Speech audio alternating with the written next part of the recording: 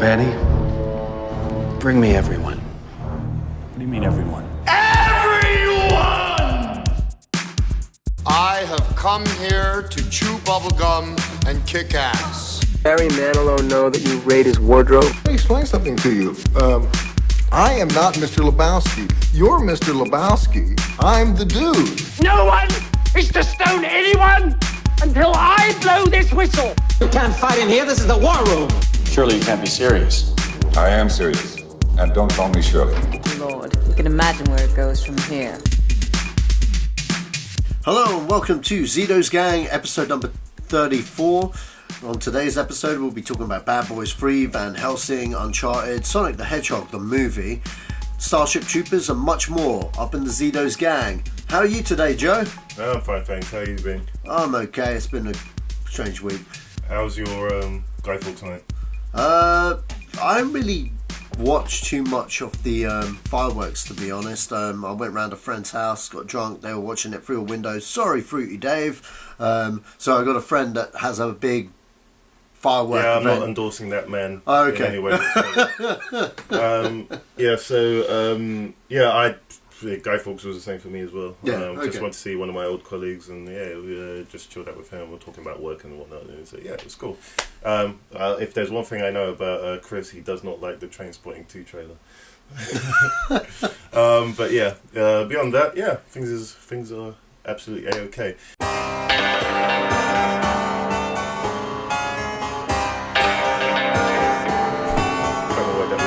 So much of a mystery to me.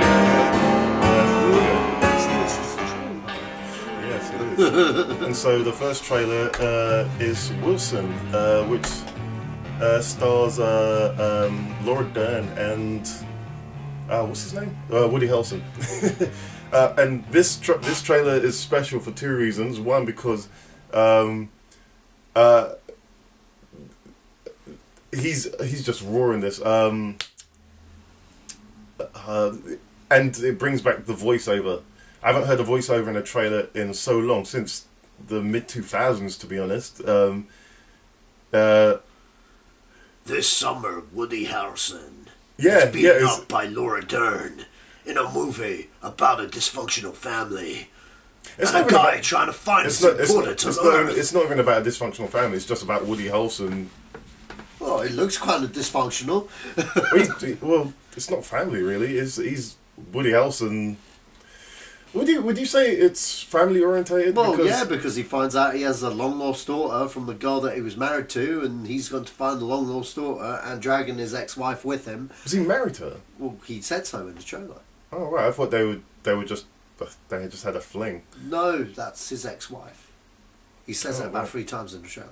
I'm just saying. I've only seen it like. I've only seen it once as well. Okay. But yeah, he's so raw. He's got no filter in this. Yeah, And that's what I love about this trailer. It's just him and Laura Dern on the search for her daughter.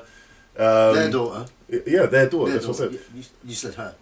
Her daughter? Yeah, it is her daughter. Well, anyway. Yeah. And they're just. I can't really explain what Woody Harrelson's character is like. He's just raw. He's just very raw. He seems like a nice guy, but he's just absolutely raw. He's a bit like Leo when what Leo's gonna end up being in about 40 years. Leo's like that now. Well, yeah, true. But... In terms of this, I'm so down for this film. Who directed it, Sach? I'm not too sure. You usually on the ball with this, so I don't. Too sure. It's directed by Craig Johnson, who did the Skeleton Twins. That was that movie with Bill Hader and Kirsten Wiig. Are you sure? Yeah, 100%. Oh, okay. 100%. So yeah, this is his follow-up. So this is like his 3rd movie, I think. So yeah, I mean, like, it looks pretty funny. It's based on a graphic novel. It's based on a graphic novel. I don't know who wrote the graphic novel and whatnot. But, whoever did it's fantastic. But yeah, it looks interesting. It kind of reminds me of American Splendor a little bit. Right. Yeah, that kind of like humour-ish. But yeah. That bit at the end is priceless, though. Oh yeah, definitely. But no, definitely, guys, check this trailer out. It's quite hilarious. It's called Wilson. What's there not to love? I mean, it's got Woody Harrelson in it. For Christ's sake, he's always great. If you're watching this on YouTube, my YouTube version of this podcast is interactive. So if you push there'll be a poster of this trailer on the screen if you're looking at it, and you just click the name and it will go to the trailer. So yeah, go for it. Yay! Yay! Okay, so the next trailer is Trainspotting 2 or T2 Trainspotting. No, whatever. I don't know why they named it that, man. Just Trainspotting 2. Just Trainspotting 2. It's obvious. There's only one T2. Well, that's clearly why they've done that. My book. When you put T2 in Google, it's going to either come up with this or Terminator 2. That's brilliant. If it's not got Arnold Schwarzenegger in it, shut up. Well, they've done it, and they clearly don't care what you think. Well, I think James Cameron should sue. How can he sue over T2? He doesn't own the word T and the number 2. Okay, but when I hear T2, I think do. Get down. Well, this is about Trainspotting. Anyway, back on Trainspotting. The great thing about this trailer, it's more or less like the original Trainspotting trailer. Oh yeah, definitely. I mean, like you've got like the Choose Life, Choose Twitter, Choose Facebook now as a different spin to the iconic, first words to the movie. But like, no, this looks like a modern day interpretation of where these characters are now. I like it. I wish they'd called it porno. So people could be like, so that people that hadn't seen Trainspotting could go into this, because porno as a novel, you don't have to have read Trainspotting to get it. But at the same time, obviously it's a marketing thing. The marketing people, or someone in the marketing people, are like, no, call it Terminator 2, and that person needs to be shot. It's not Terminator 2. It's just T2. Either way, that person needs to be shot in marketing. No, that person in marketing is genius. They're a dickhead. No. Why are they a dickhead? Because they're a dickhead. No, that's not a reason to call someone a dickhead. No, it's not. I could call you a dickhead. I am a dickhead. I've got no reason to call you one. But yeah, there's. But no, anyway, no, it looks really fun. It looks really good. I think we've spoken about Trainspotting 2 before. Before, very briefly and stuff. But like I said, it's based on a novel porno.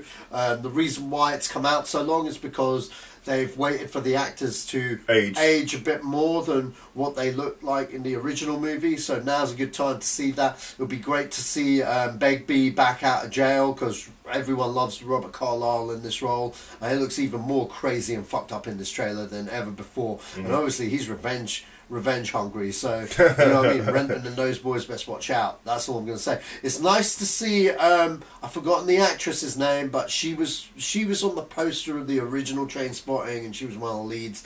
And I remember when they showed the first trailer, they only had those 4 guys, and they were missing the girl. But there she is. She's in the trailer, so it's good that she's back. It's good that all the actors are back. Yeah, everyone's back from the original film. All back, all here. Even Johnny Lee Miller, who I never thought I'd ever see again in film. Well, he's got his Sherlock TV show going on. Yeah, whatever. So, he's doing that, and yeah, he's no longer married to Miss Jolie, so, Who's he married to? Angelina Jolie. Wow. Yeah, before Billy Bob. He was the first. Wow. He was the first.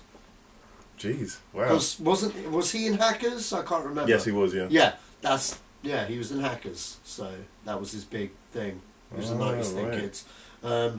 Yeah. Okay, well, yeah. Oh, that's Trainspotting again. If you want to see the trailer, it'll be on the YouTube page, and just click on it, and yeah, you got it. Okay, so the next trailer that we are going to be reviewing is DC's Wonder Woman. And, okay, so I don't know. I was really torn by Superman. Man of Steel, and then the piece de resistance was Batman v Superman, which made me lose complete interest in DC completely. I don't care. But the shining light in that film was Batman and Wonder Woman. I didn't think Gal Gadot would have... Gal Gadot, or Gal Gadot, I don't know what she likes to be called. But I didn't think... I thought they chose the wrong person, but going by this trailer and going by Batman v Superman, she's done her work. She's done her job. She's convinced me that she's right for this film adaptation of her. And going by the trailer, it looks like they've done a decent job in trying to make you forget about Batman v Superman. Because there's no mention of anything like that. It's all about her and whatever the story is in this film. Sad. I think it's a piece of shit. I'm being honest. I mean, like, fair enough, the colour palette looks nice, etc., blah-de-blah-de-blah-blah, but I just was really not interested in what's going on in this trailer.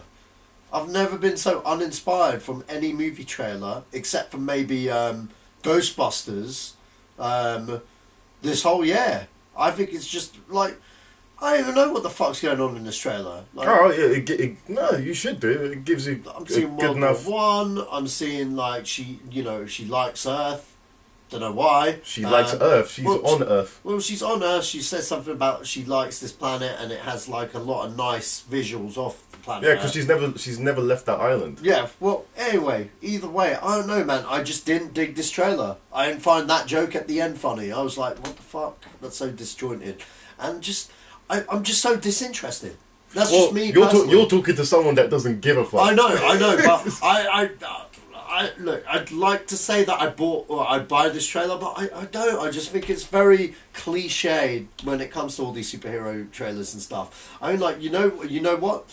I would have much rather have had trailer voice come back from the last trailer and voice this one. In a world full of terror. To be honest, all I wanted to be sold by was her. Oh, and yeah. She sells me that. Yeah. I believe that she is this person that she's portraying now. Before, because all I saw was from the chick from Fast and Furious. Yeah. And that was that. Yeah. I was like, this woman's going to be Wonder Woman? Okay, fair enough. I guess if that's what you're looking for, then fine. But that's all I was ever looking for. Well, I'm just looking at something trying to sell me. If this film happens to be good, that's a bonus. Oh, okay. Well, I'm expecting a lot from DC at the moment right now, and I just think their trailers have been rubbish. No, this one's decent. The fact that it's generic is, I don't particularly... And the thing is, I don't even think it's that generic. I think it's quite generic. It's got enough... they need to... Look, these guys need to wow people at this point. They need me. You're not going to do that with an origin story to Wonder Woman. You're just not going to do that. If it was a film like the time for them to have done that was Batman v Superman, and they screwed that up royally. This is an origin story. It doesn't even refer to anything in that realm of Batman v Superman, because it starts off from the future. Or in the now, and it goes back to World War One. I kind of disagree with you there. I'm saying, look, with every movie, there's always an opportunity, especially a blockbuster movie, at that. There's always an opportunity to wow people in the trailer. It's whoever cuts it, whoever wants. I think it's been cut really well. I just think it just looks too generic for what they need to do. You know what I mean? From where they are. Okay, so what would you do? What would you do more from this trailer to make? I'm just going from a devil's advocate because, to be honest, I don't care. But well, that's your problem, though. I mean, your problem is that the IP is so hammered down, and you have. And let's be honest, Joe. You're not a DC guy. You're not even a comic book guy, really. No. Okay, so you have no affinity to these characters and stuff. I grew up on comic books. Okay, DC and Marvel comic books. Okay, I love these characters. I'm not exactly the biggest Wonder Woman fan, but I know Wonder Woman's game. You know what I mean? So when I see a Wonder Woman movie, I want to see something that will sell me the Wonder Woman movie. As a fan of the comics, fuck the bullshit that they've put out before. Because I'm just going on the IP in this, and I'm just saying that they have not sold me. Okay, they have not. What could they have done? Well, they could have had they could have had a money shot in there if this is the trailer. You know what I mean? Like a proper money shot in there. That a piece of an action set piece that would have made me go, holy shit, that just dropped the mic. Okay. You know that feeling when you saw the Matrix trailer for the first time? Or even the 300 trailer for the first time? Something like that. Something that would, you know, something cut to that, you know, where you're just kind of like, shit, what is this? I don't know what this is, but I feel like I need to check this out. I'm going to counter your argument there with Captain America, the First Avenger. Okay, sure. I found that trailer woefully boring, and the film wasn't that much better. Okay. But I kind of blame that on Joe Johnston because he's always been a mediocre. As far as I'm concerned, he's always been a mediocre director. Yeah. And then when you got to The Winter Soldier, wow, did it step up its game? Yeah. And I think one thing with doing an origin story is the inherent problem with doing origin stories is that there's not much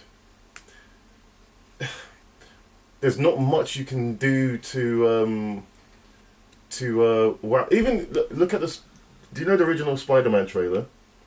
That was a good trailer. Sure, but it was an origin story. Yeah. Spider bites going. You know the deal.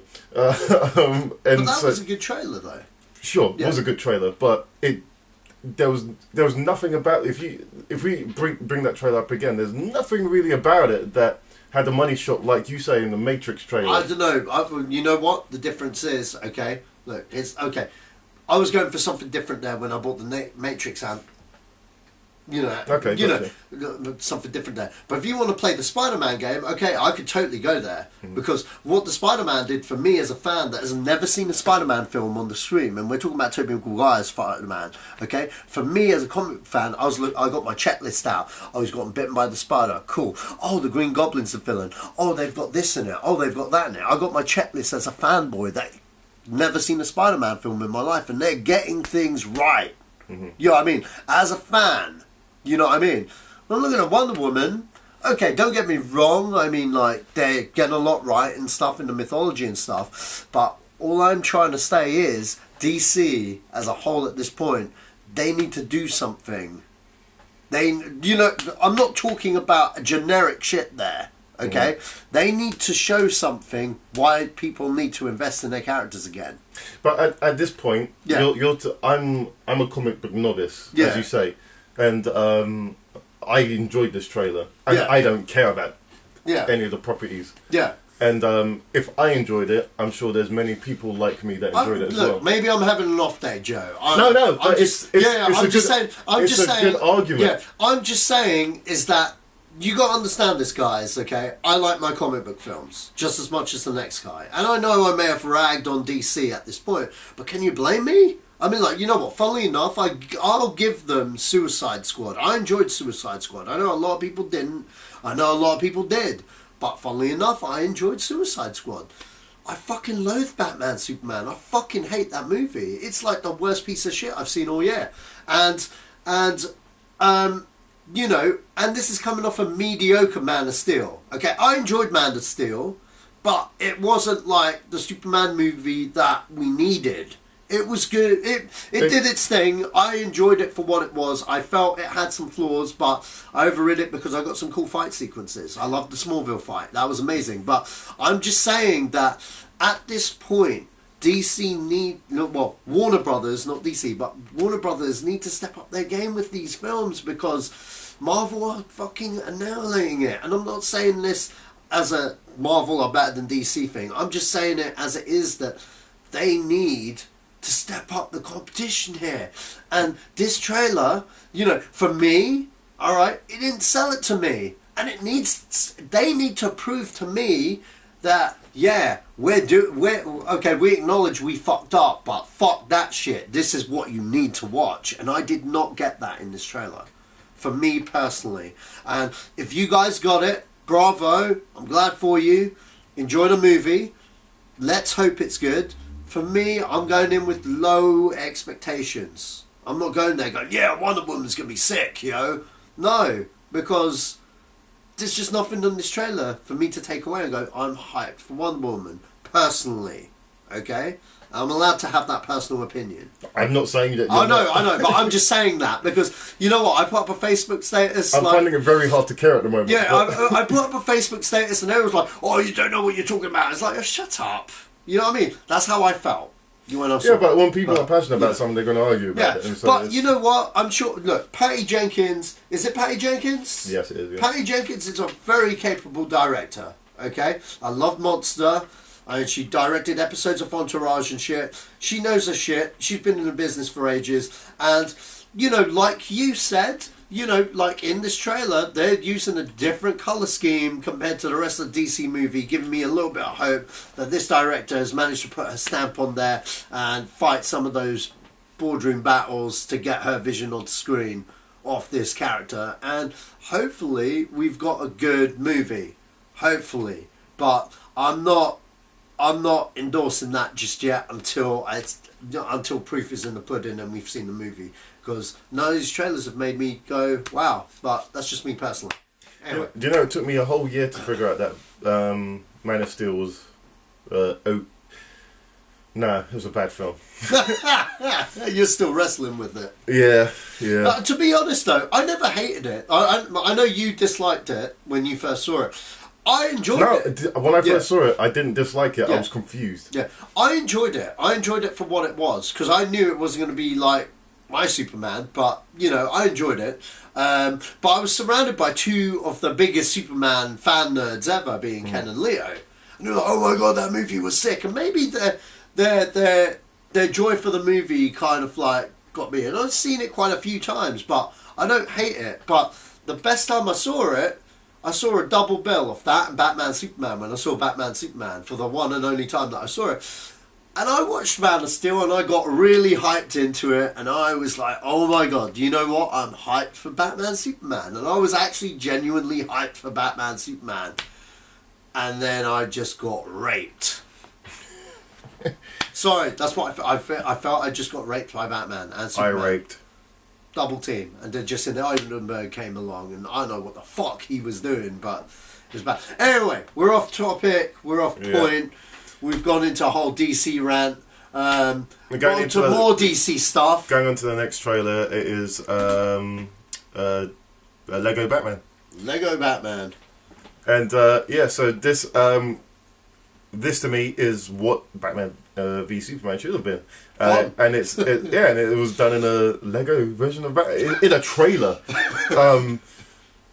This looks fun. It looks funny. It looks epic. That's deep. That in terms of what Batman vs Superman should have been, this has more scale than that film did. I'm like, where does Bruce Wayne keep his dolphins? He has a dolphin in his mansion. Of course he does. He's Batman. That's crazy.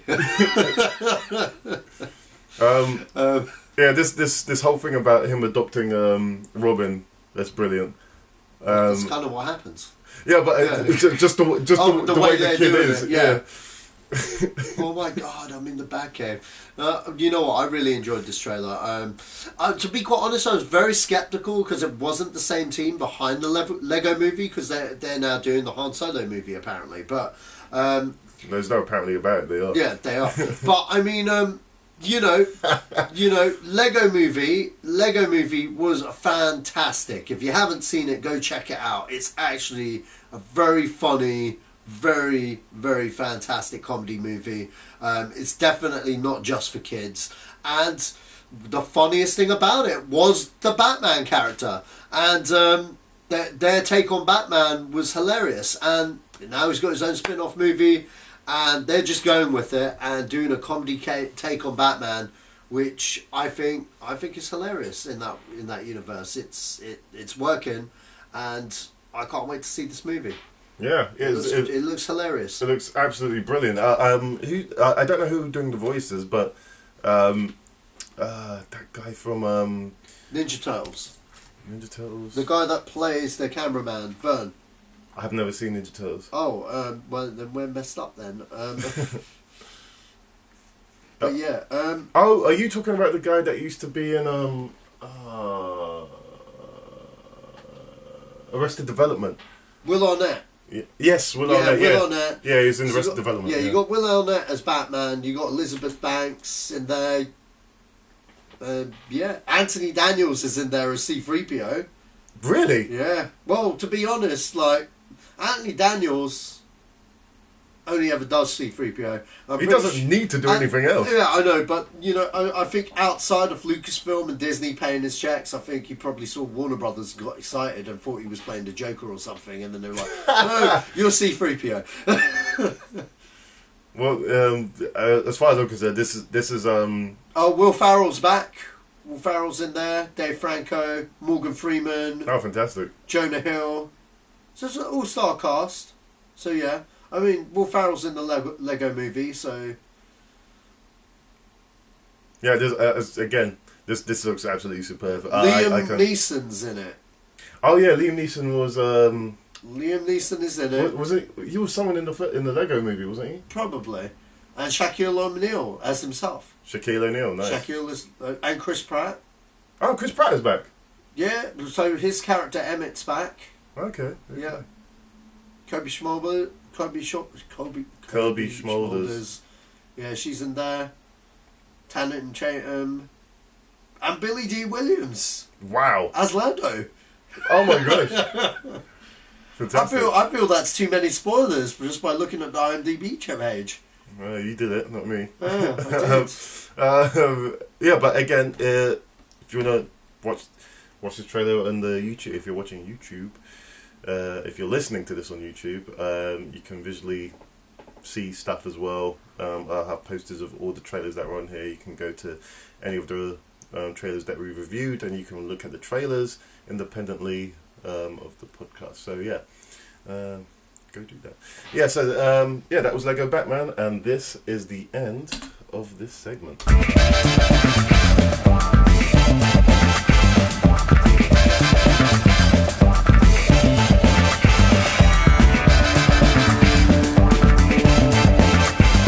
So, Bad Boys 3. So Joe Carnahan discusses his plans to leave his mark on the Bad Boys series of Bad Boys for Life, as well as filming, as well as the film's villains. So he was talking about having multiple villains in this film instead of just the one MacGuffin villain. Okay. And that's different from the last two films. Yeah. The one thing I know about Joe Carnahan, he's very passionate. Because did you ever see the letter that you wrote to? I can't remember who you wrote the letter to, but it was someone at Sony Pictures. It was when the hack happened. Oh yeah. And that letter is explicit. It's very explicit. Well, it could only be explicit with that guy, man. Yeah, this is what I mean. He's passionate. He's a very interesting dude. You know what though? Bad Boys, I love the fact that he's doing it. I love that he's trying to put his own kind of spin on it, yet keep it, keep the aesthetic the same. Yeah, keep the aesthetic the same. When they said he was directing it, I was like, whoa. You know what I mean? This is going to be a different animal. And the fact that he's writing it as well. Yeah. Like, Bay doesn't write his stuff. He's a hired hand director. I keep saying this.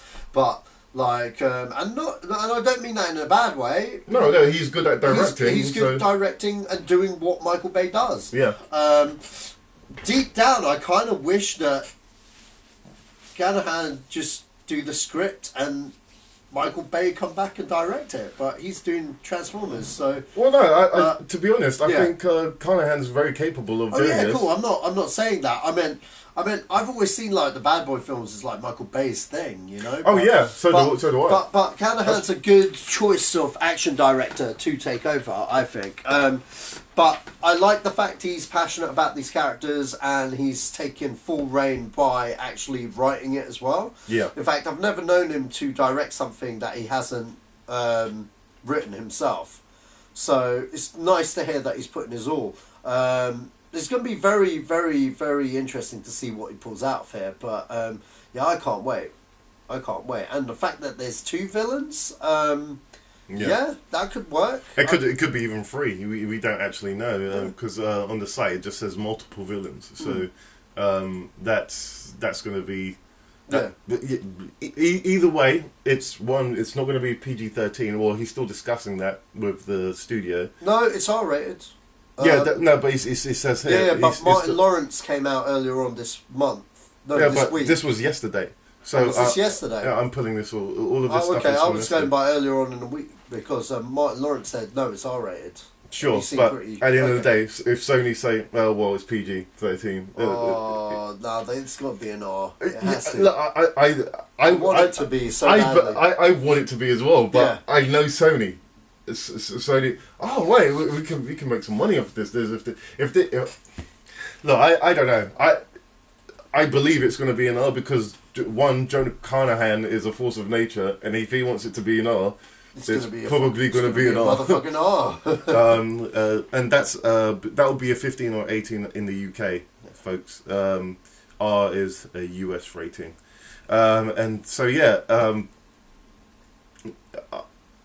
again, I was worried about this at first. I didn't even think it was going to happen, to be honest. But now, no, it's happening. It's in safe hands. I like the Bad Boys films. They're fun. They're action. They're cheesy. Everything. There was an era of films in the 90s that followed that Tony Scott style of aesthetic, and those were those films that followed that as well. And Michael Bay's a disciple of Tony Scott. So, what was the Jerry Bruckheimer? Yeah, the Jerry Bruckheimer pack. Yeah, pack. Yeah. Yeah, and I mean, there's a couple before he joined Disney and did those Pirates films. Jerry Bruckheimer was the action movie guy. He was the action movie maestro. Yeah. He'd hire all the best in the business to make action movies, and Michael Bay, Simon West, Tony Scott. They're all his those are all his disciples, man. He was like, here's some money, go blow some shit up, and they'd all blow shit up in very different and exceptional ways. Tony Scott. Yeah, he's as far as I'm concerned, he was the originator of I would say the look, because it looks Hollywood. Yeah, one of his films look that's what Hollywood looks like. Yeah, and that's what I remember about Tony Scott. And in fact, I heard about Tony Scott before Ridley Scott. And and so right, these guys are brothers. And they both have very different aesthetics. Simon West, though, he's in. You know what? He was getting a bit of a resurgence when he did Expendables 2, and now he's going straight to Netflix because he's staying in that action movie kind of. You know what I mean? He's still kind of doing stuff like if it's the 90s, man. But he's a very capable director. A director that I would have thought would have done bigger, better things, to be quite honest, because he's got what Michael Bay has, if that makes sense. Yeah. And he's a hired hand director. He's not an auteur. But you know what? If I heard that Simon West was directing one of these things, I would have been like, yeah, we're talking about motherfucking Con Air here. Yeah, I was just about to ask you, did he direct Con Air? He did Con Air. Fair enough, he did the Tomb Raider movie, the first one, which wasn't so good. But like I said, he's a hired hand director. You know what I mean? It was a job, he did it. And if there's one thing to say that was good about that movie, it was the action. You know what I mean? Tomb Raider? Yeah, Tomb Raider had some good action set pieces. It was just let down by a rubbish script and really shit acting. But coming up, I wonder how he feels about I guess he doesn't really care that there's a new Tomb Raider film coming out. No, I don't think he cares either. I think it's just like, yeah, cool. Yeah. So well, anyway, that's Bad Boys, and on to the next story, and Van Helsing. So Van Helsing is being written by John Spathis. It was actually written by a few guys. It's Alex Kurtzman, Roberto Ursi, and this guy. John's what's his name? Spathis. Well, I was reading out. Oh, okay, yeah. Carry on there. Well, anyway, you've done it already. Well, anyway, John Spathis, he's known for Passengers, that's due out soon, Pacific Rim, Doctor Strange, and Prometheus, and the upcoming The Mummy with Tom Cruise. So he's part of the writers' room that are doing all these Universal monster movies that they're all doing, starting with Tom Cruise's The Mummy. But this is also being written by another guy called Eric Heiser, who did Lights Out, The Thing, Nightmare on Elm Street, the reboot, Final Destination 5, and The Hours. So, yeah. No, I was just saying who was writing it. You were like, no, the one guy, but yeah. Did so what do you think of Van Helsing? Van Helsing, well, you know, this is all part of their, you know, the monster movie thing that they want to try and emulate the whole Marvel formula. I mean, this is, you know, they've got Alex Kurtzman and Roberto Ursi, fresh up for Star Trek and Transformers 1, behind all of this. Tom Cruise trusts them, that's why he's in The Mummy, because they wrote Mission Impossible 3 and 4. So, like, you know, they're good writers, and this guy's got a good resume. I mean, like, look, he did Passengers, which I hear is supposed to be quite good, Doctor Strange, which is alright, Prometheus, which is good as well, and Pacific Rim. So, you know, I think it's got potential. I mean, like, look, to be honest, forget the Hugh Jackman movie, the result of it. Let's take us back to the marketing campaign. Everyone wanted to see that movie. Alright? That was a monster movie guy, or even like an action movie junkie. And like, you look at that teaser poster, he looked badass, man. I was like, cool, I could get behind Van Helsing being a vampire hunter. It was the closest thing we got to a Castlevania fucking movie. This looks like it's going to be set in the now, though, rather than set in the past. If it's to be consistent with the Mummy series, if they're doing a joint universe, because we know the Mummy is contemporary. So, you know, contemporary Van Helsing, yeah, sure, why not? It just all comes down to casting and how they go with it. I kind of hope he keeps the hat look that Hugh Jackman did, that kind of aesthetic, because I like that iconic kind of look.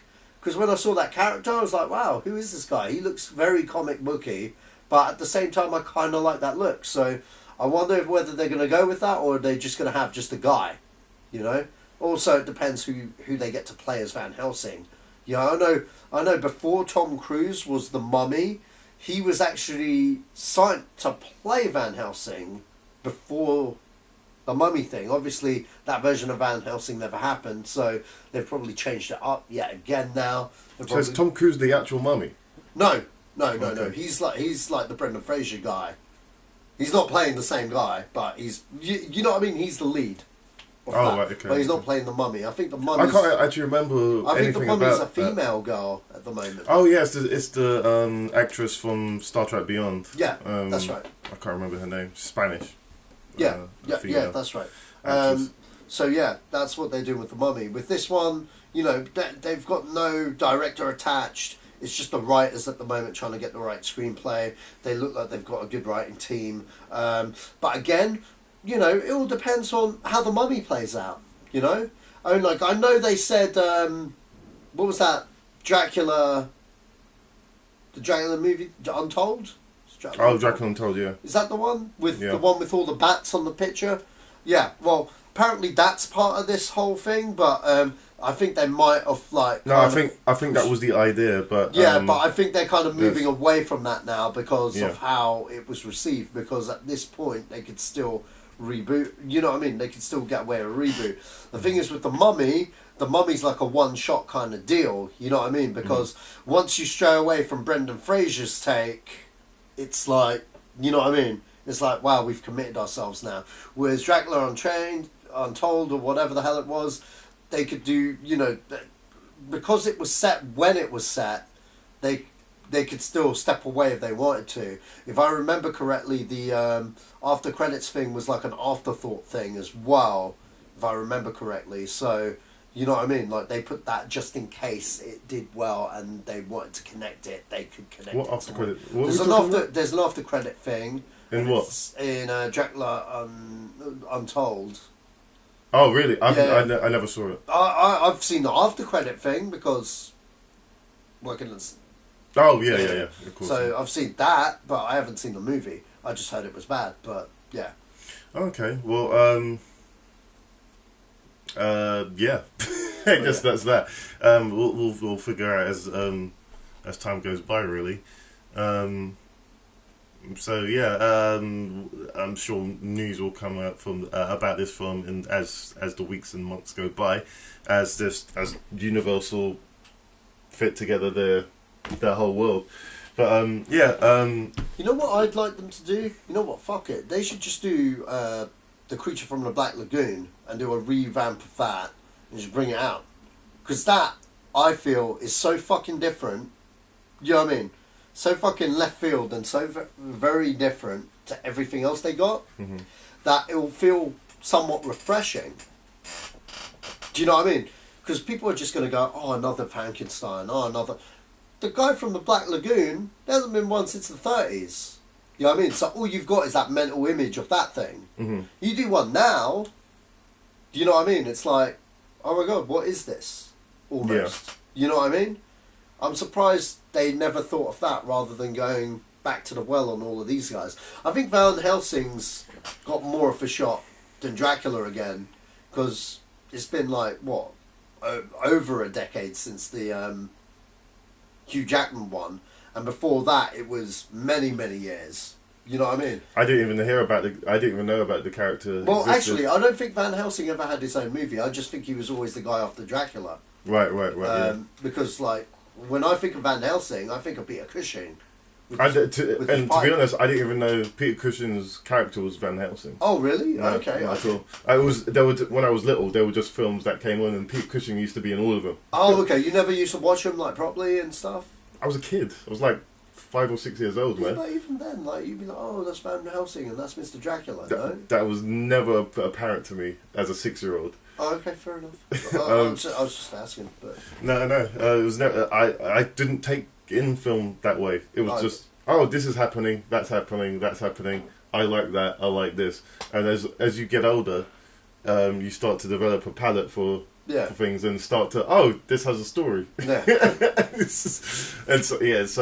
I only really started to get into films when my brother moved in, and again, Alien, Terminator. That's when I thought, wow, films are great. and then I think it was about 8 or 9. Yeah. That's where I started to get turned on to really getting into films.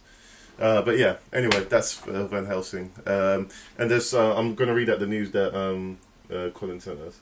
So it's about Spider-Man Homecoming, and it looks like the composer for this film, for Spider-Man Homecoming, will be Michael Giacchino. And if you don't know who Michael Giacchino is, he is more or less the kind of the next John Williams. He scored Star Trek. He's scoring the next Star Wars film, I believe. Rogue One. Mission Impossible. Mission Impossible. 2 of them since. Oh, all of them since 3, right? Yeah, that's correct. Giacchino's good. He did The Incredibles as well. I could name a bit. He's creeped up to become that guy, that go-to composer. A lot of people thought it would have been Hans Zimmer, but Hans Zimmer to me is very hit and miss. And Giacchino seems to be knocking out of the park. And that's what Williams did in his heyday. It was here's one, here's another one, here's another one, here's another one. The other composer I like is James Newton Howard, who doesn't really get enough props, especially for The Dark Knight, Batman Begins and The Dark Knight, because he did a lot of the themes in that, and everyone always just goes Hans Zimmer. But that can only mean good things for a theme. A recognizable theme for Spider-Man. Hopefully, if in the true world that I would like to live in, he would go back to Danny Elfman's theme, because I thought Danny Elfman's theme was absolutely brilliant. Nothing wrong with it. It was it depicted everything that I thought Spider-Man should be, just like what Williams did for Superman. Everything that was in that theme. It said everything about the character without you actually seeing the character. Yeah. And that's what. You know what I really loved about the Raimi Spider-Man films? The fact that it had like a lot, like the montage at the start. Yeah. Where it showed the previous episodes, kind of thing. Yeah, just like Superman 2. Yeah. I really liked that. I really liked the way Sam Raimi did that with that theme and stuff, and I thought it was a really good introduction to Spider-Man as a character and stuff, and. Yeah. I missed that. I missed that in. I actually miss that in films, you know, for them to have a kind of sense of continuity as a film series. Yeah. You don't get that as much these days. I purely because I think just films have just become a bit more sophisticated, and they, depending on the director, they don't think the audience is stupid. Like Christopher Nolan, he doesn't think that the audience is stupid. So from Batman to he doesn't even have an opening credit. It's just you get the flash of a symbol with something, and then it goes straight into the film. Yeah. And so, but that's still being consistent. It's like what I mean by that is that showing you the montage of what happened in the last film. Is, I mean, I think the audience is sophisticated enough to know what's happened, and because of video and on demand and DVD, Blu-ray, everyone can watch that film before they go to the cinema. Back then, when Superman was out, there was nothing like that. So. Especially in Star Wars time, if you wanted to see Star Wars, you'd either have to, I don't know, but yeah. Anyway, well, that's breaking news, sort of, about Spider-Man: Homecoming. Back to the stories, and going back to Uncharted, we talked about Uncharted last week. This is another Joe Carnahan story, and he's saying that this Uncharted film he's written as an anti-Indiana Jones type of film, and considering that I've never played the Uncharted games, but from what I could see, it had the feel of an Indiana Jones type of adventure, but I know the character is a thief or something, isn't he? He's a thief, yeah. And so, he's not about preserving. It's for the museum, or it's for his own game. And just from reading about the characters, Sully, is it Sully? Yeah, Sully. Sully's a thief. Neither of these guys are good. They lie between what's his name in Guardians of the Galaxy? Star-Lord. Yeah. He's kind of like a bit of a thief, but he's a good guy. Yeah. Essentially, and that's what these characters are like. But and that's kind of as anti Indiana Jones as you can get, really, because Indiana Jones is not a bad guy either. So it just sounds to me that he's done his research a bit. I'm disappointed he's not directing. Well, I know he's got his hand filled with Bad Boys, but I would have thought he would have jumped at the charts to put his stamp all over Uncharted.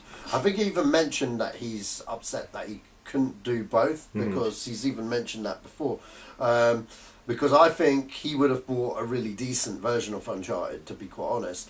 The person they've got, I haven't really got that much confidence in, but as long as they're using, like I was saying, as long as they have a good script, I believe that this guy can write.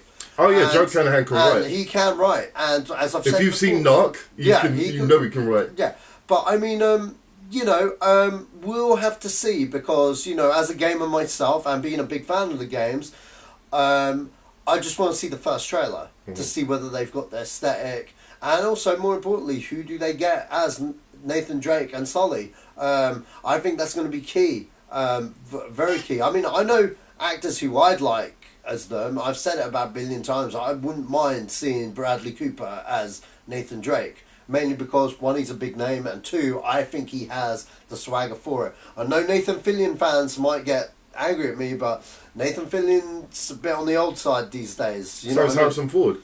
Yeah, but Nathan Drake's not that old.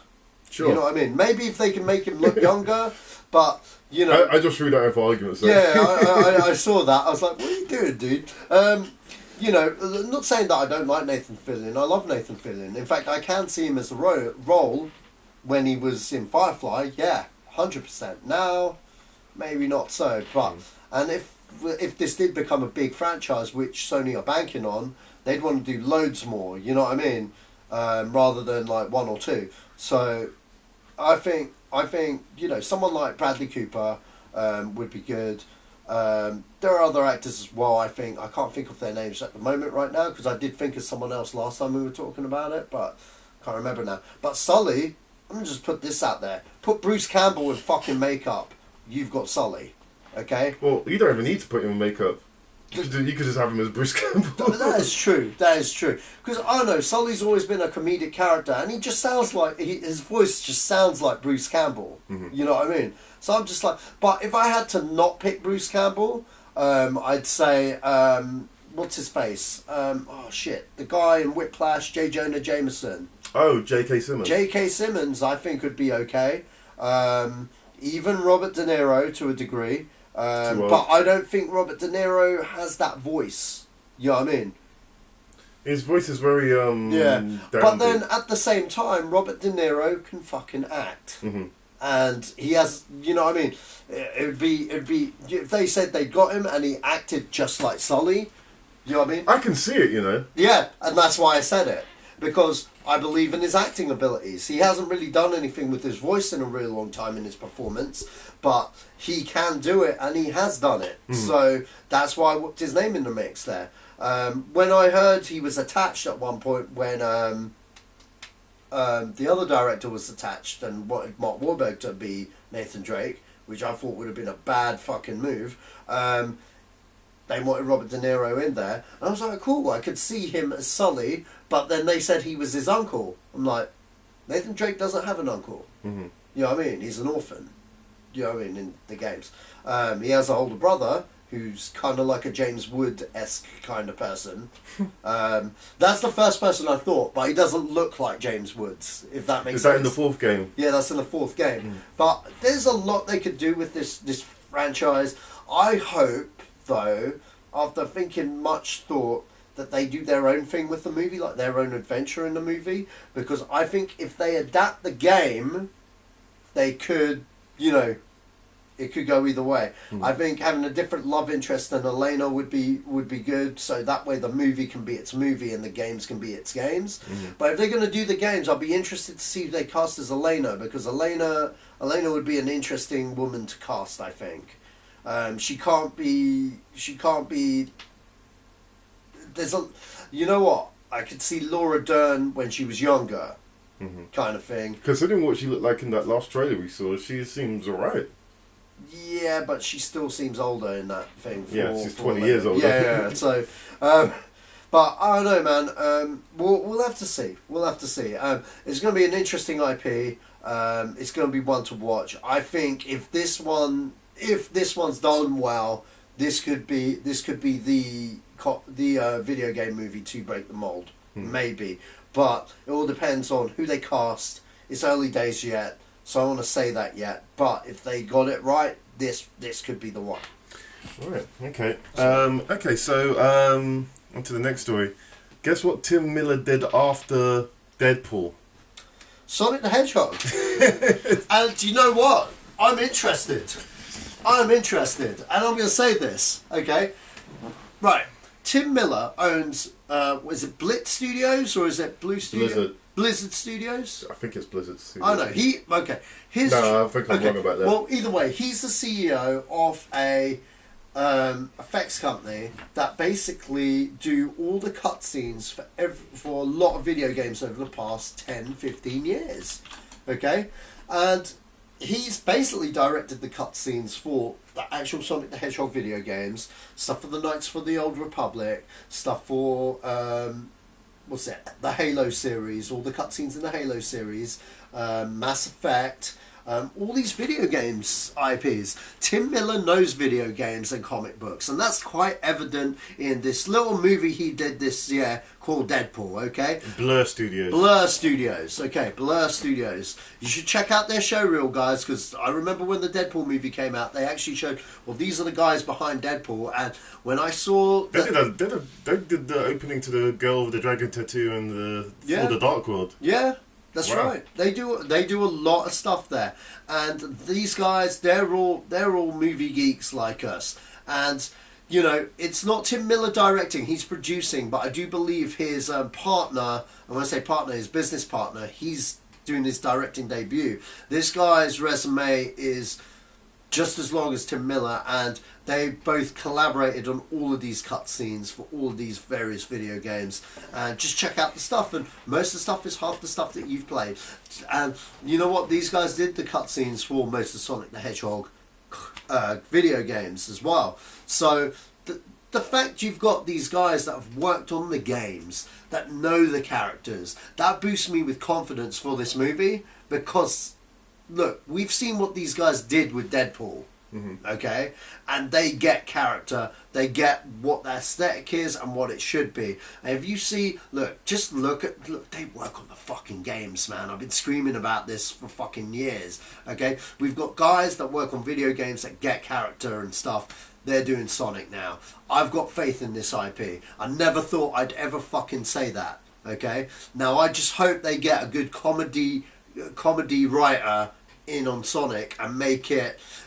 I feel that with Sonic, you need to have it to have adult humour. It can't just be for kids. You know what I mean? And it has to be the kind of thing where you take your kids so they're invested in Sonic, that when the adults think they're going to be bored in this movie, they're like, holy shit, this film is a lot deeper and actually funnier than I thought it would be.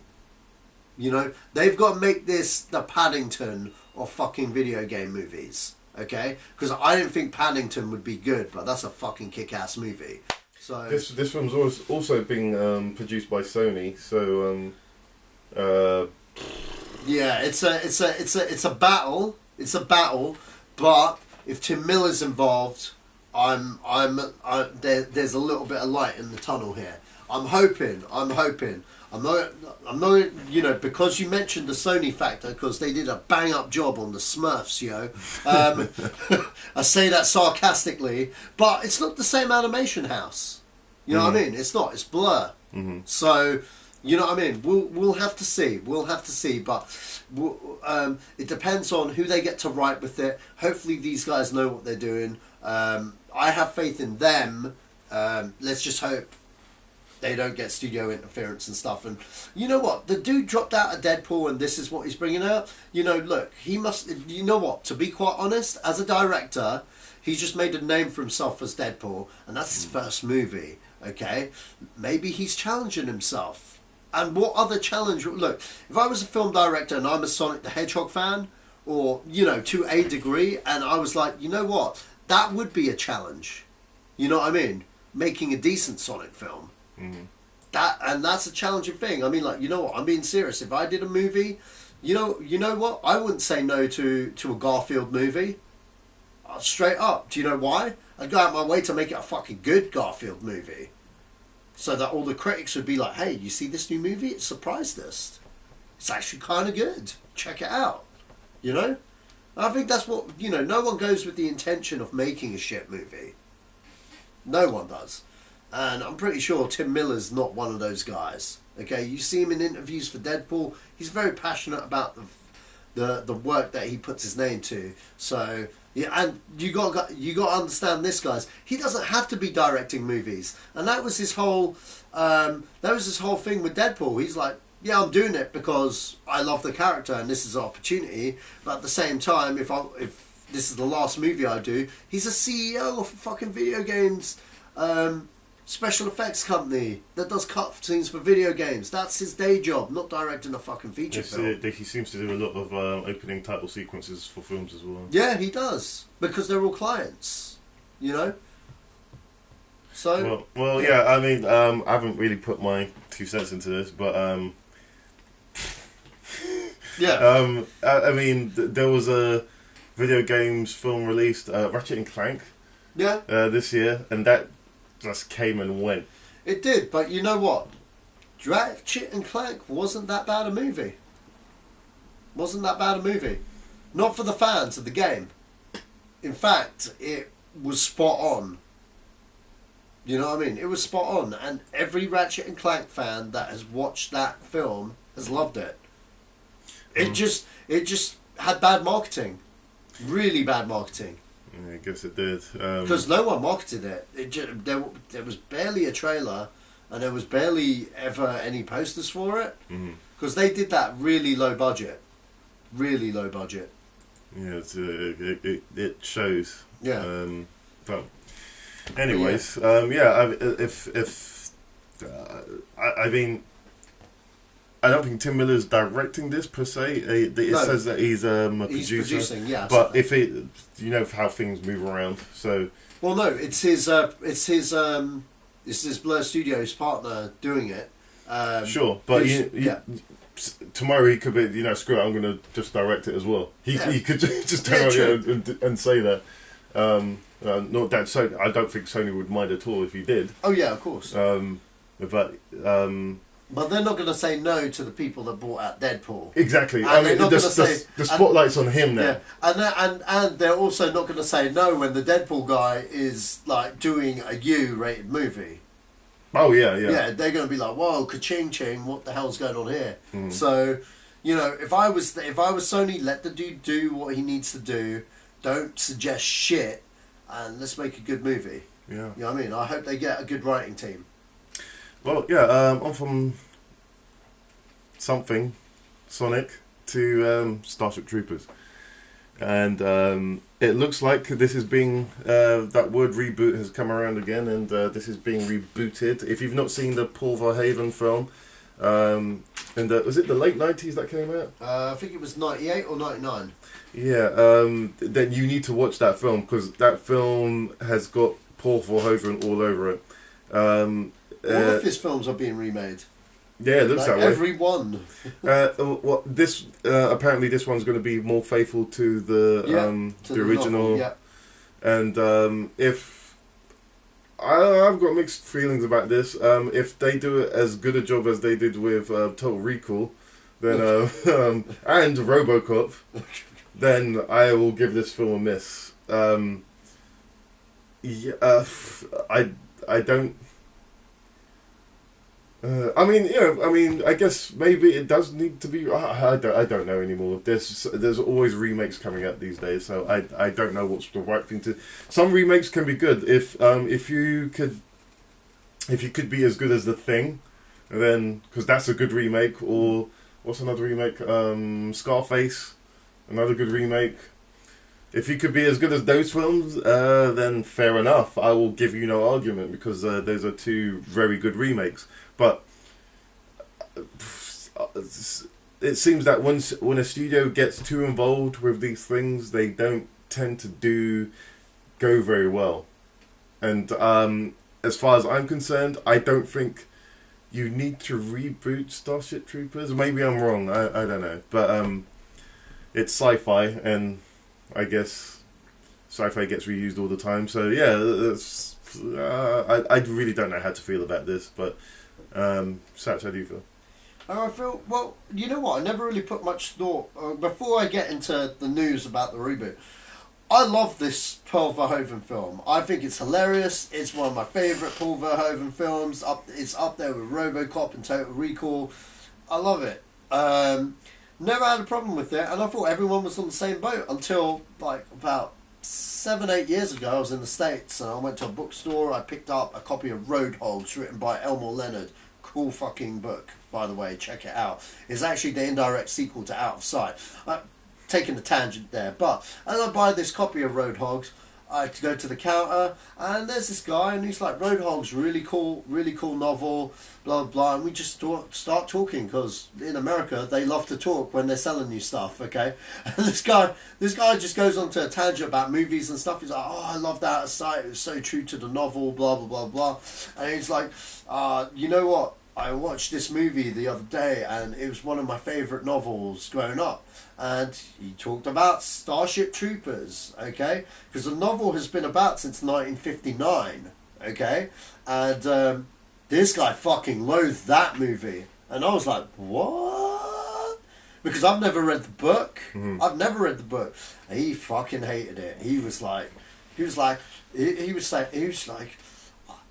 where was the goddamn Mexicans in this movie? Rico is not a blonde white guy. And I was like, wow, you're really passionate about that. And I was thinking, oh yeah, Rico is a strange name for a blonde white guy.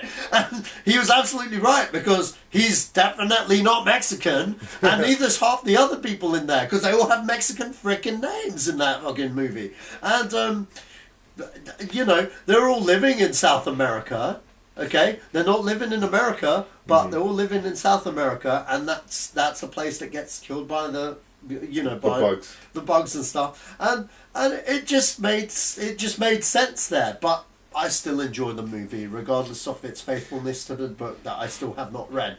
But I do. What opened me up there is that there's a lot of people that hate that fucking movie because they love the fucking book. So in this retrospect, I buy the reboot. Yeah, but do you think... No. Hear me out. I buy the reboot for the people that have grown up and loved these novels, because I understand it's a series of novels that people did, and it kind of makes sense as well because there was an animated series that was more faithful to the book and completely different tone to what the films were. So I'm interested to see what they do with this film as a science fiction film, as a different take.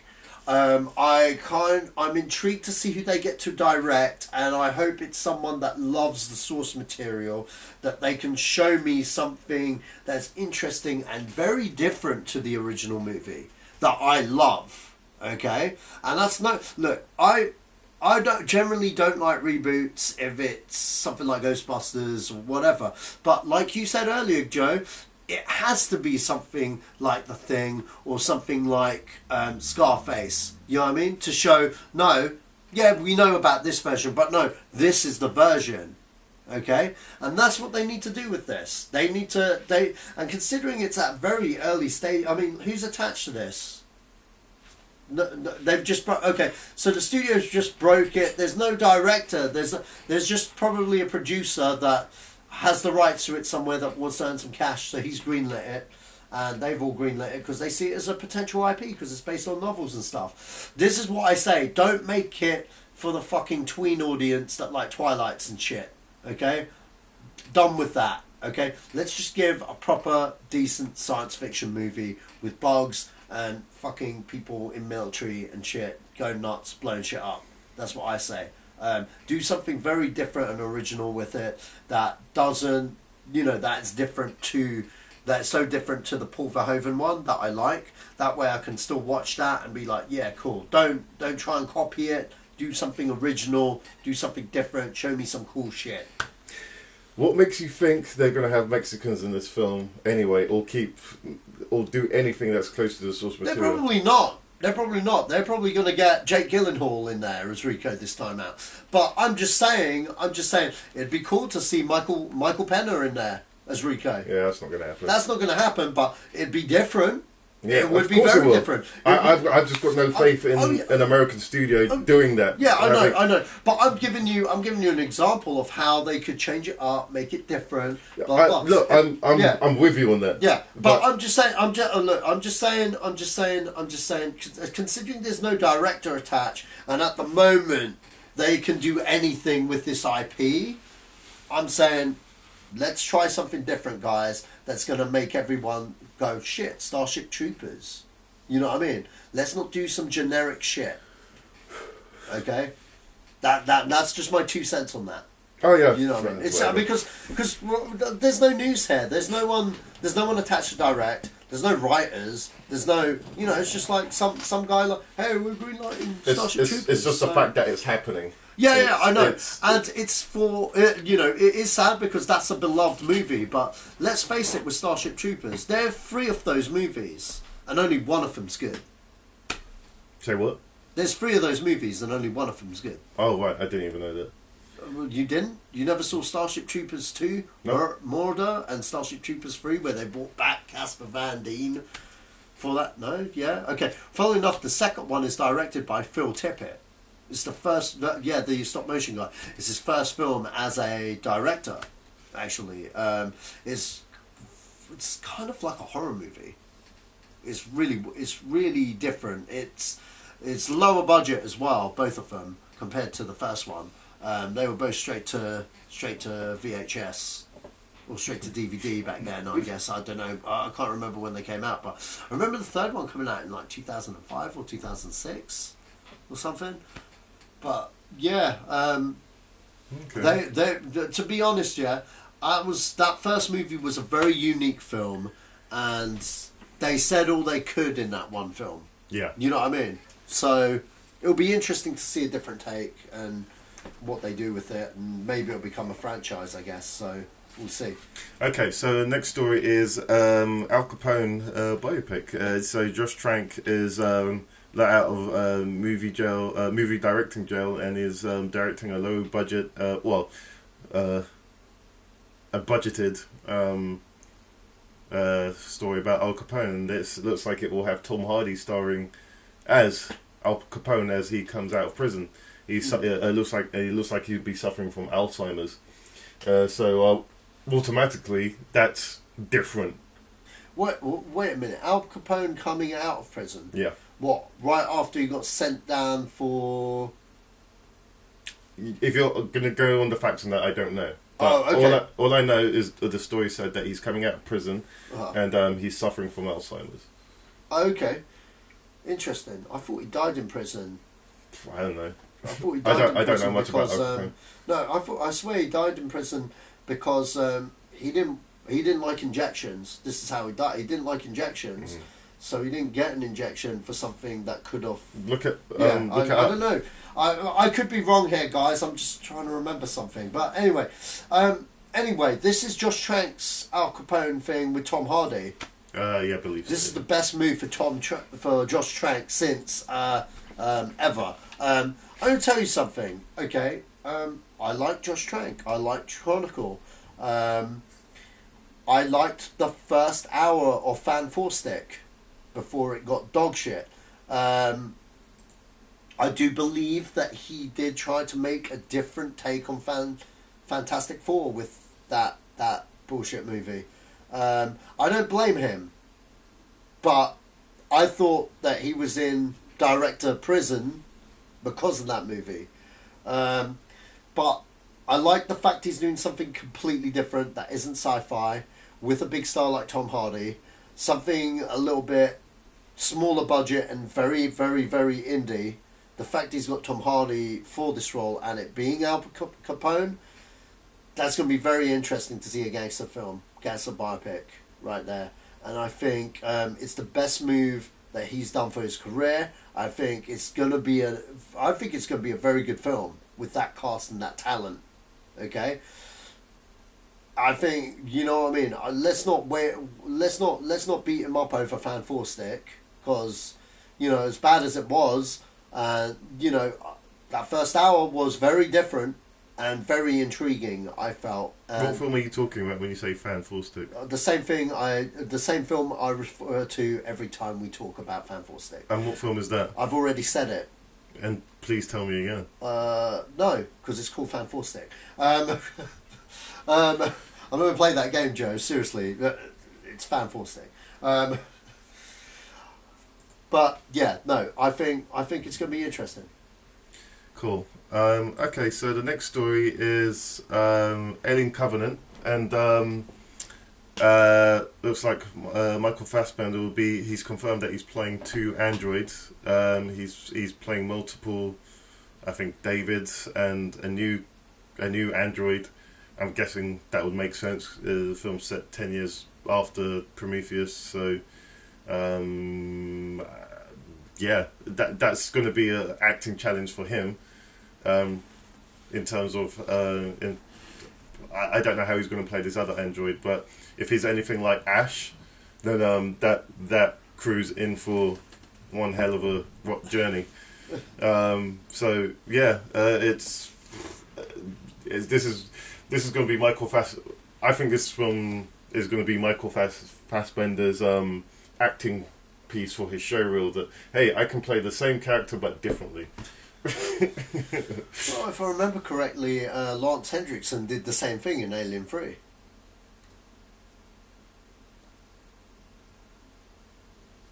Did he? Yeah. Because remember, Ripley finds the mashed up version of him from Aliens and she speaks to him. Yeah, you're right. Yeah. And then later on he comes as another one.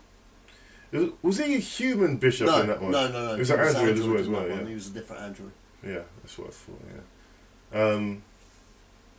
Yeah, but I guess that's a little different because, I mean, that original bishop had like 2 minutes of screen time, maybe, and the other bishop had about the same. Well, you know what? I said this in a few podcasts ago when we last had Prometheus News.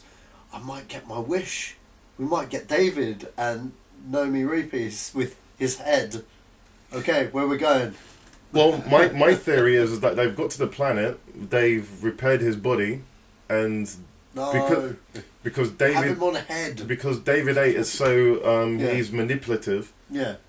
And he can speak their language. They could have said, "Okay, you need to strap her up, and we're going to test what happens when we do certain things to her." And that I believe that's how we get the first Queen alien, and in terms of the way the eggs are laid, and that's through Naomi Rapace. Yeah. You think she's a Queen alien? I think that's how the Queen alien is produced. Because you already got that thing that came out of her in the first face hugger that came out of her in spoilers in Prometheus, and you saw what that did, right. If you remember. It was a whole evolutionary chain going on there, and I reckon, because to be honest, David has the upper hand here. If they land on that planet and David's the only one that can speak that language, he's like, yeah, you need to strap her up. She's here to destroy you guys. He can be not a god, but they'll respect him in a manner that they wouldn't respect her. Yeah, because he's an android, and so that's my weirdo theory anyway. But in terms of what I've seen from the set pictures of this film, you've got Danny McBride in it, so that's going to be interesting in itself.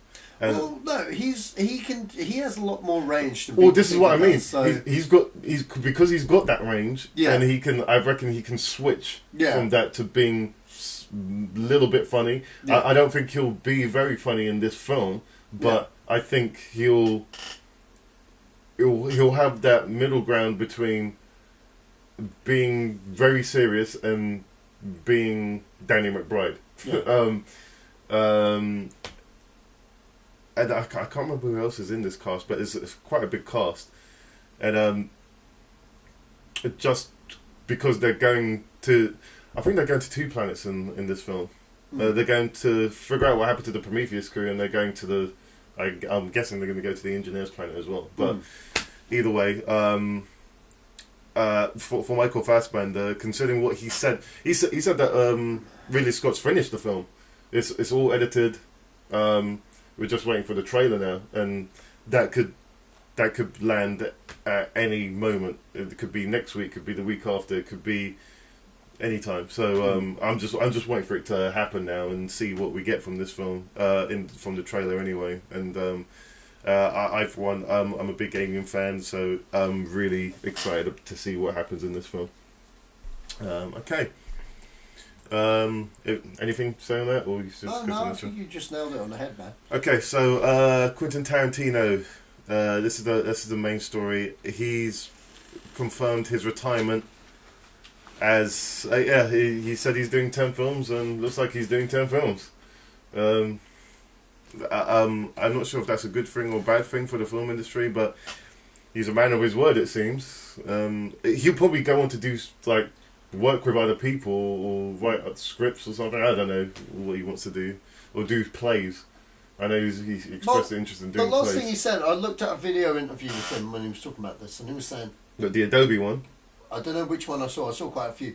But he said he'll do the 10, but if later on he does decide to do one film, he's expecting no one to put it in there with the 10. It's just this one old Quentin decided to do. But, I don't know.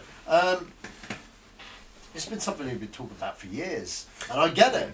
I get it. I totally get it. He will be missed, especially by me. I love Quentin Tarantino films.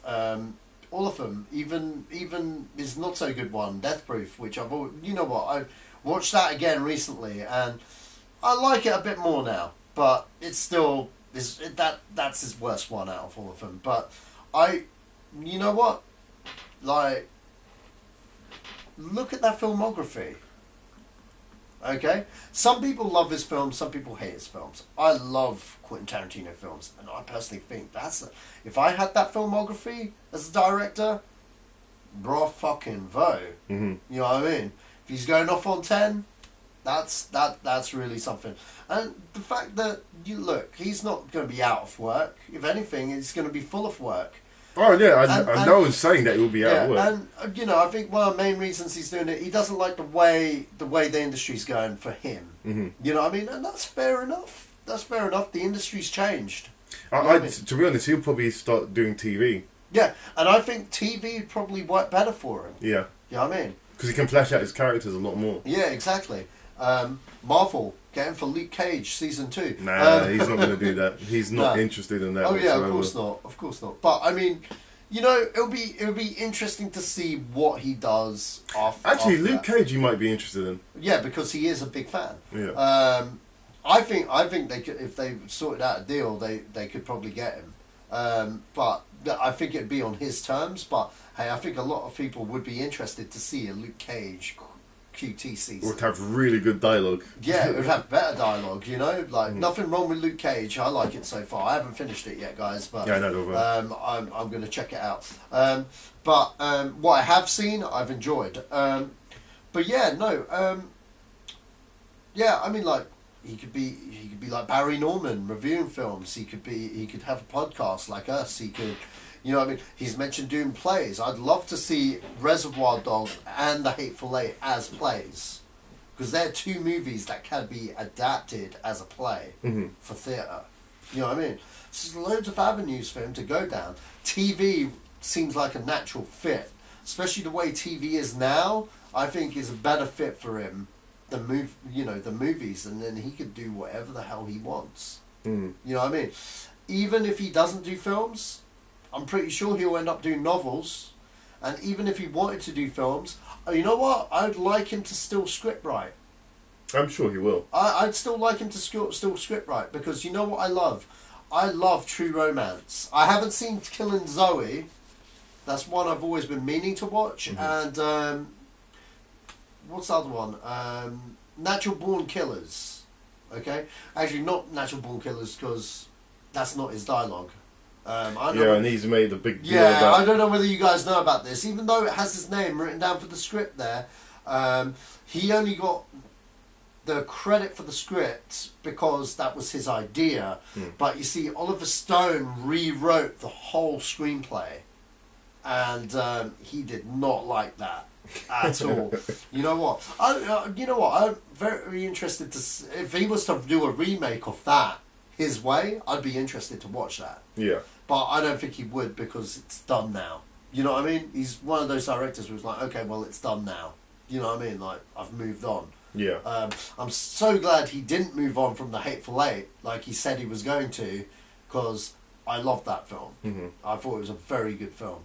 But I mean, we'll have to see. We'll have to see what he does. We'll have to see what he does. I mean, I've not seen The Hateful Eight yet. Have you not? No. Check it out, man. But we'll have to see what he does. Yeah. And that was his seventh film? Eighth film. Okay. He's got 2 more. Okay, yeah, that's unfortunate. Yeah, as far as I'm concerned, I mean, look at Kevin Smith. He retired. His last official film was supposed to be what's the one with the church, with the Red State. Yeah, Red State. And then he said he was going to end it on Clerks 3. That was the original plan. He keeps changing his story, but he said that he was going to retire, and then he all of a sudden just got the spark again, and he's back, and now he's doing all of this other stuff that he didn't think he thought he would be doing. I mean, he's directed The Flash and Supergirl now, and so it's you never know where things will take you, and you never know where that will take him. He'll probably end up directing The Flash for the movie. You know what, we were joking. I mean, like, I don't know whether we were going to talk about that, but you know what? I'm just talking, he's from the same era, so... Yeah. I mean, like, they've just lost the director for The Flash. Again, get Kevin Smith. If they told me Kevin Smith was directing The Flash, I'm fucking there. I don't even care that it's not the TV people guy. At least I know we got a director that loves the character, has done enough to prove that he's good enough to do The Flash. Yeah. Surrounded by the right effects people, done. You know what I mean? And if he's writing it, even more I want to see it even more. Yeah. So, But anyway, we weren't talking about Kevin Smith. We were talking about QT. Your thoughts, man. Well, this is what those were my thoughts. Because there's a lot of people that said they were going to retire. Yeah. And then they've come back. Through the back door. So he could.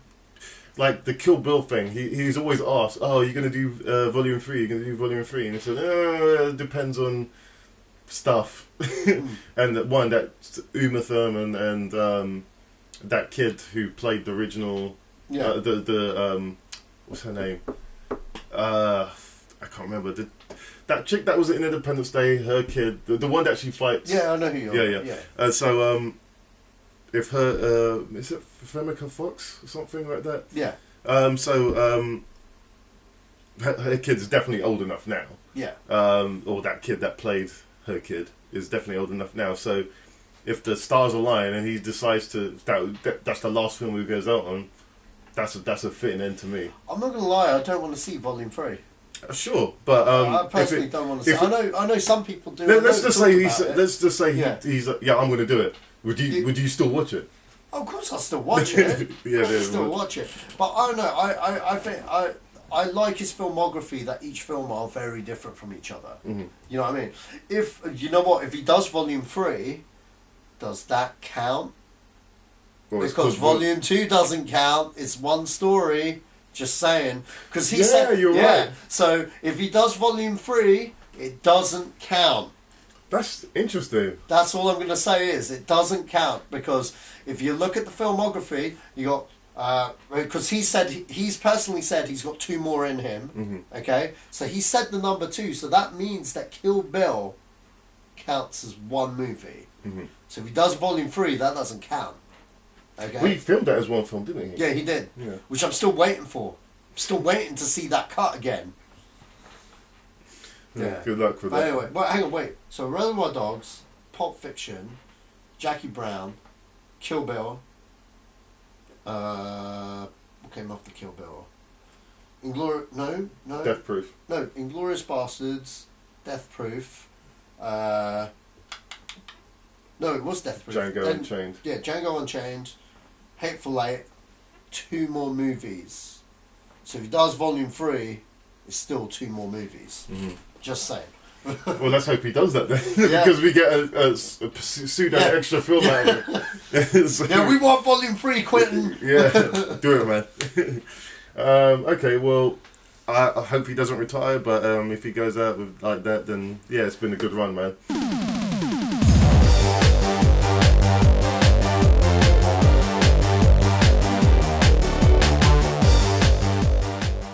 I don't have anything. Today's Old Muck News is a Kevin Smith classic. It is called Mallrats. If you don't know what Mallrats is, you should just stop listening to this podcast and watch it. Yeah, don't do that. But it's literally a teenage comedy about 2 guys that get dumped by their girlfriends and decide to spend all day in the malls. Like a couple of Mallrats. It's something as teenagers used to do in the 90s. We just used to go shopping. They still have malls. No, but just hang out. In fact, I think that's what these kids do these days, except I don't know what the fuck they do these days. But I don't know. I know when I was a kid, I just used to hang out in St. Anne's Shopping Centre, go through all the stores that I'd want to go, the comic book store, the video store, HMV, and just chill out for the day. You know what I mean? And it's literally about 2 guys chilling out for the day, and they just got dumped by both their girlfriends, and one of them's on the quest to win back his ex-girlfriend's love back. They're accompanied by two crazy guys in the name of Jay and Silent Bob, and they're being hunted by the mall cop, LaFours. He's a dangerous dude with a crazy tash. Check the movie out. It's awesome. Also stars the guy that played Yondu in Guardians of the Galaxy, Michael Rooker. He's in there. He's also in Cliffhanger. Yeah, he is in Cliffhanger. Oh shit! I just want to put that in. No, fair enough. Also, it stars Jason Lee from My Name Is Earl, and well, from that really. What's that girl called? What's that girl that's got cancer called? That's in Charmed. She was a big deal back then. Shannon Doherty. Yeah. She was a big name then. She was on Beverly Hills 90210. And Ben Affleck before he was Batman. Well, before he was anything, really. Yeah, before he was anything. Yeah. So Kevin Smith made him, really. Don't ever say that to him, though. But yeah, no, check it out. Really good film. Classic. Yeah. Yeah. It's one of... Was that his second film, Kevin Smith? That was his second film. Okay. So that was the first film Jason Lee was in? No, because Jason Lee was in Color. Oh, yeah, Jason Lee. I was getting Jason Mewes and Jason Lee mixed up. Yeah, it was. It was. I don't know where I was going with that, but I've only seen it a couple of times. I remember the whole. Was that the second time Jane and Silent Bob was in a film? Yeah. Yeah. That's it was the second film. Yeah, of course it was. And then it was Chasing Amy. Bit of trivia. It was really funny. The guy that was Jason Mewes. He what's it? Obviously, they did Clerks, and he put his best friend in Clerks. So this was their first studio film. Well, Universal didn't want Jason Mewes to play Jason Mewes. They're like, we can't have your friend be in a movie. So, you know, that's just not how things are done. So they got James Van Der Beek and a couple of other actors to act. Is that why they're in Strike Back? Okay. Yeah, that's right. They got them to be. They got all these actors to act as Jay, and they were like, "Well, your friend has to audition like everyone else." Like, okay. So I was auditioning, and then Jay just comes and does his thing, and they couldn't really argue because he's the guy. Yeah. Given the most street talk, the most authentic voice to what that character should be. Yeah. And yeah, he got cast. Yeah, that's. I guess that's just the system of Hollywood, isn't it? You've got to. Yeah. Even though you are that person, you have to. Yeah. do this. It's like the whole thing with Robert Downey Jr. when he auditioned for Iron Man. It's like Jon Favreau more or less said, "I want Robert Downey Jr." Paramount and Marvel were like, "No." Yeah. They were like, "No, yeah, Marvel." Kevin Feige was like, "Fuck no, not that fucking dope bag. Mm-hmm.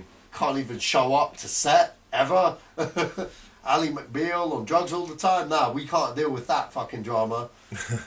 And like fucking Favreau championed him, and now he is Mr. Marvel. Yeah, literally.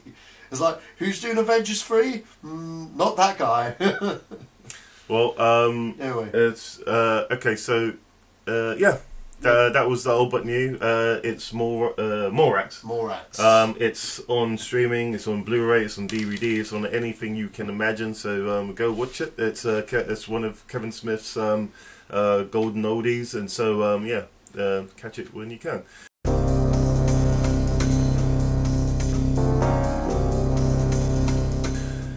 Okay, so films opening this week in the UK. So we've got two films, 100 Streets and American Pastoral.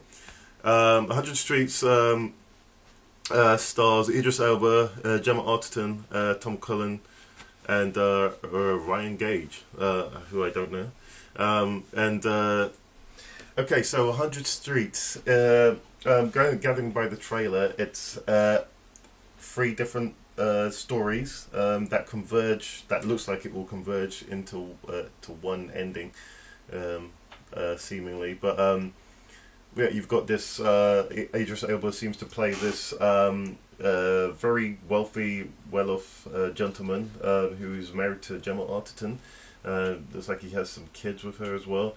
But he's a bit of a playboy, and can't control that with family life.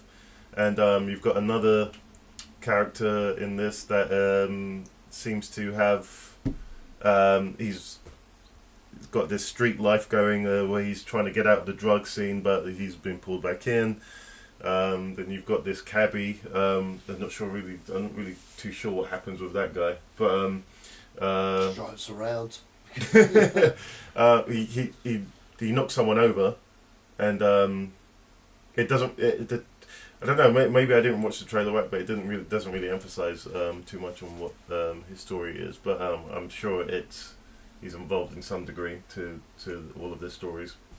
But it looks interesting. It reminds me of Crash back in 2004, and so I'm guessing it's very similar in that vein. And American Pastoral. That's Ewan McGregor's first film. And as director. Yeah, I got first film ever. Yeah, forget those other films. Yeah, forget the other films. Forget all the other films. Jeez, what are you talking about?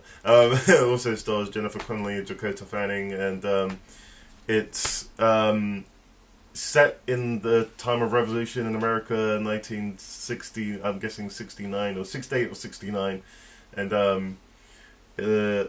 the Dakota Fanning looks like it's his daughter. She's rebelling against their belief structure. She goes out and does what she does, and yeah, it's a very what's the word? Loose explanation I'm giving you here, but I'm sure Sach can tidy that up for me. Can you, Sach? It's based on a novel. What's this, American Pastoral? Yeah, based on a Pulitzer Prize novel by Philip Roth. And yeah, as I said, it's Ewan McGregor's first directed. It's his directorial debut. Debut. Even. Yeah, that will work as well. Yeah. And yeah. Both these films come out on the 11th of November. A fair month, somewhere in the time place. 11th of November? Yeah, that too. So what did I say? You said a lot of films. I'm sure I said 11th of November. You said, because I was reading it off here, 11th of November. Right. So, yeah. It doesn't seem that Sach has anything to add to that. So, yeah, that's that. Those are the films coming out this week.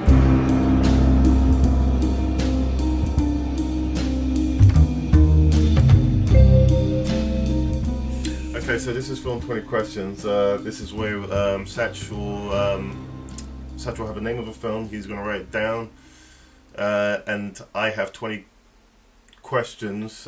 He can say yes or no to the questions that I ask him, and I've got to figure out through his answers as to what this film is. Okay. And I have 3 guesses at the end. No. I have 1 guess at the end of all those questions if I don't get it within the 20 questions. Okay. Yep. Ready. Okay. So does this film have? Is this film set in the 2000s? No, it is not. Is it set in my timeline? Yes, it is. Okay. Is this an action film? Yes. Oh, hang on, wait. How many questions was that? 3, yeah? You're the adjudicator 2, 3, here, yeah. so you tell me. So, yeah. Okay, so,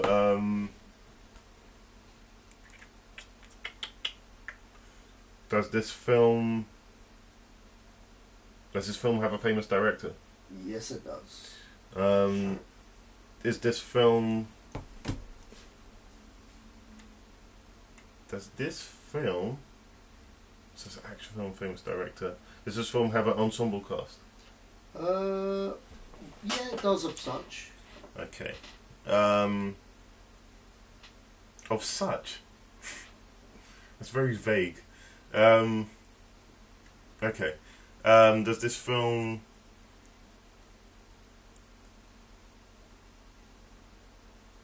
Was this film scored by John Williams? No. Damn it.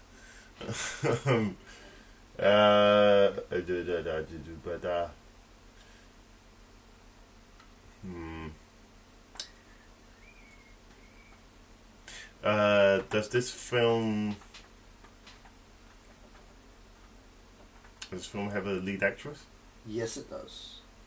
Is this lead actress still making films today? Yes, she is. What about the lead actor? Well, there is a lead actor. He is in films, but he's not He's not as big a name as he is now.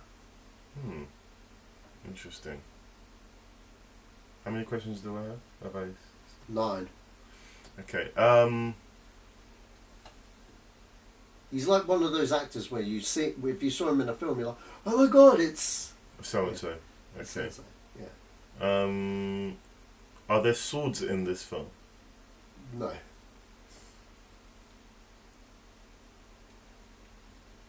Are there guns in this film? Oh yeah. Okay. So this is a 90s film? No. 80s? Yep. Okay.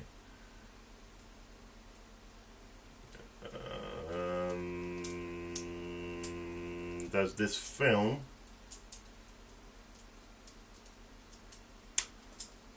does this film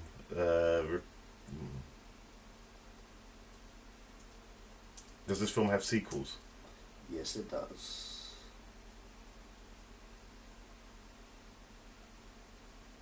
Does this film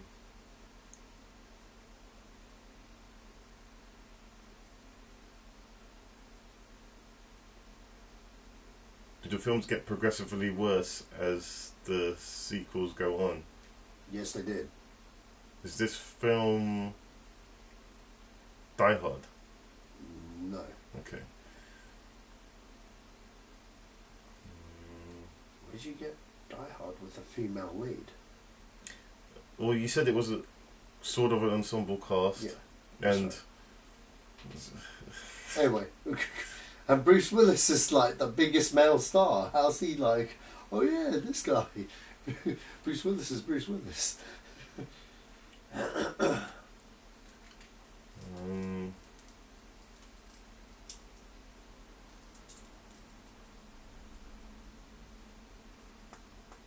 can't think of what this is.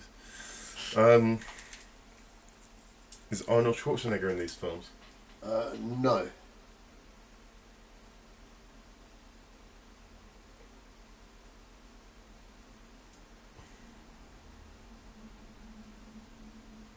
Did I ask if the director was still working today? No. Okay. Is the director still working today? Very much so. Okay.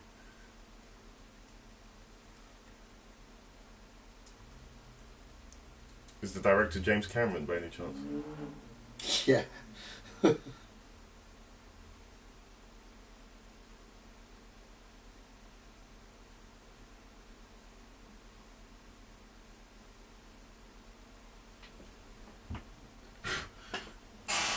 can't think of what this film is.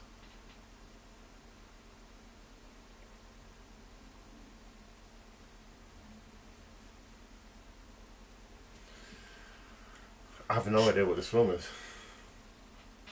Do you want a hint? How many questions do I have? Well, this is the 20th question. Oh, wow, okay. This is the 20th question. Okay, I'll give you a hint. No, don't. Because he hasn't done that many films, so... You got to go on the clues that you got, I guess. Is it any of the Piranha films? No. Okay, well, I guess I'm done then. So what was it? Aliens. Oh. Yeah, of course.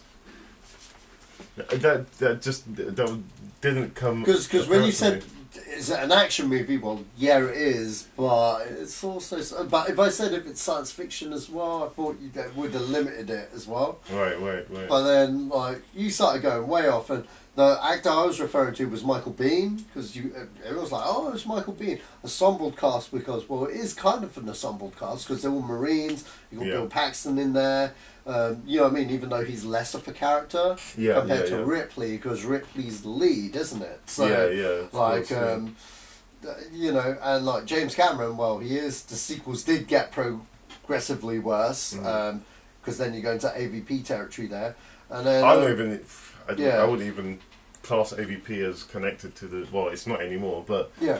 But it was Aliens, and it was 86. So you know, you went 90s with it rather than 80s with it. So I don't know.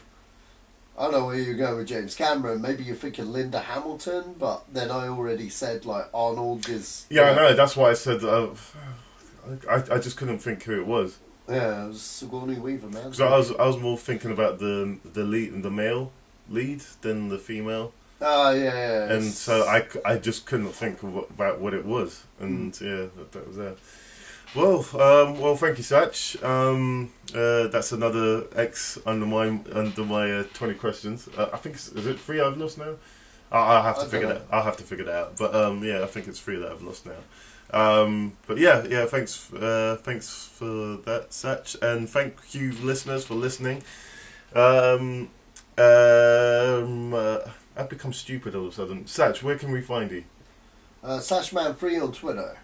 Okay, and you can find me at Joseph Buchanan on Twitter, or you can find me on Zedos Gang, which is also on Twitter. So yeah, just put in Zedos Gang and you'll find it. And if you ever if you want to write into the podcast, all you have to do is write into podcast at zedosgang.co.uk. Write to us saying how much we're crap, we can't talk or whatever, but it can't be just full of insults. There's got to be some nice things as well. Or if there's something that we said that is wrong and you want to correct us, just put it in that email or put it in the description, and yeah, that'd be cool. You can also listen to this podcast on I was going to say Twitter, on iTunes and SoundCloud, and what's the other one called? iTunes. I've already said iTunes. YouTube. I can't even remember what my podcast is on. Stitcher Radio. So yeah, that's iTunes, Stitcher Radio, SoundCloud, and YouTube. So yeah, whatever way you're listening to this, I hope you're enjoying it, and please come back to listen to the next installment. If you're listening to us on iTunes, please rate the podcast if you could. The more ratings that we get, the better it is for me on iTunes. And if you're on YouTube listening to this, could you please like and subscribe? That always helps with with stuff. Okay, so again, thank you all for listening. This has been the Zedos Game Podcast, and we're out.